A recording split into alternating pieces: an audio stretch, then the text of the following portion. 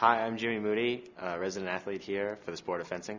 I'm Jason Pryor. I'm also a resident athlete here for the sport of fencing. I guess we're supposed to talk about what we're thankful for in our sports and everything, but for me personally, I'm very thankful that Jason came here to join us in the program. We're sort of taking a long approach to our training for the Olympics, and having people like Jason around really make that easy for me. He's a great teammate. We've known each other a long time, and there's a lot of people in the sport I would have not wanted to join, but Jason was definitely one of those. I was like, yes, finally, I have friends. Yeah, to go off of what Jimmy said, before I came here, I effectively retired from fencing. I live in Cleveland, Ohio, and that's not a place where fencing has a lot of background or a lot of clubs or anything. So when I finished with college, I got the offer to come out here, and if I didn't, I would have had to stop.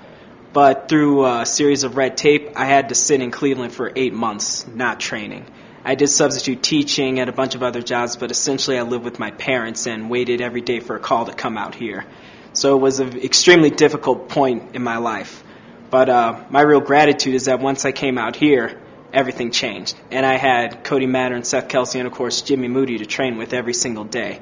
And the atmosphere here isn't one where it was similar to a club that I had in high school where people did it for fun, or even college where a lot of people were really in it for scholarship or weren't as motivated. Here it's constantly pushing each other to the limit, and it's just at a breakneck pace, and I'm motivated every day, and it's freaking incredible. So my gratitude is really the guys who got me here, Seth and Jimmy and Cody, who made it possible. Everything fell into line super well. And I guess we're extremely thankful for the administration and everyone who kind of just allowed that to happen.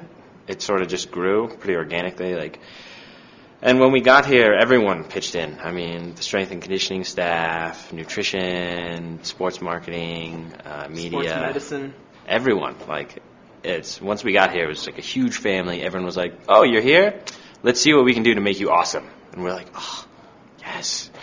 There was no really, I don't know, I'm trying to say incubation period, or just there's no downtime. Once you got here, you were in it, and you started working, and everyone made it super comfortable and super easy.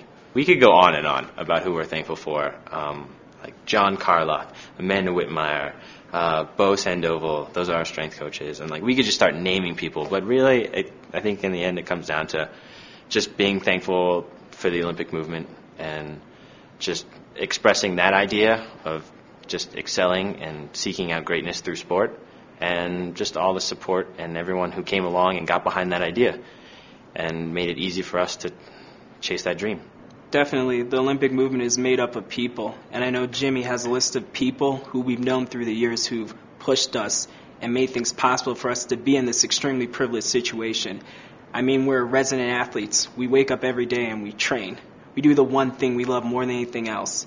I can't tell you what it means that I just wake up and I don't have to, do homework in a grad school, or I don't have to work some retail job that I despise, and I have to sit around getting fat with my friends from my hometown every day. I get to come here, I get to lift weights, I get to fence with the best fencers in the country, and I get to, pump myself up for something bigger than me. This is the dream. This is incredible. This is a situation that I didn't actually even know people could do. But it's possible because of, our teammates, other people in other sports who we met here, the support staff, our coaches, family. Our parents. Our parents. When we were little. Oh, my God. Dragging us all over the freaking country to fencing tournaments. Yeah. It was a good time. It's amazing. Our sports have given us so much, and it's nice to take opportunities like this to sort of just say thank you and give back. We try as much as we can to give back in our free time to the community. We'll speak, we'll go over to the Children's Hospital and we'll talk to them. We'll do any sort of a fundraiser, community event. We love to just get out there and meet people, shake hands, do any sort of festivals, just sort of spread the sport and what we're doing.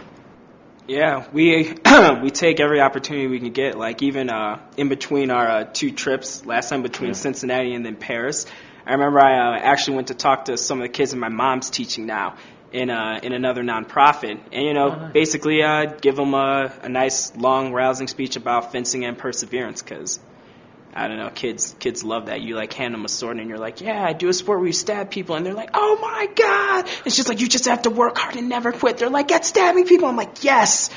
And then it gets them all hyped up and the teachers love it. But yeah, it's a mentality that we really adopted being college athletes, that we're in a position and it's important to give back, because, without people giving back, me and you wouldn't be here, because we're only here because there were people who gave back and looked at us, two chubby little kids, and they were like, I see potential. So, yeah, it's like service. I remember I had a counselor, Patty Cunningham, and she always said that service to the community is like the payment you get for living. It's like what you should pay for living, for being privileged enough to live. You should give back simply because that's what you should do. So. Yeah.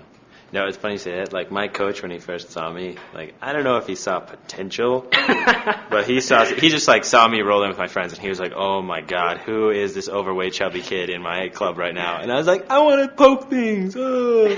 But he worked. Like, he put the time in, and like, I was super grateful. Like, this man looked at me and like saw that I was passionate, and he was like, this is going to be a lot of work.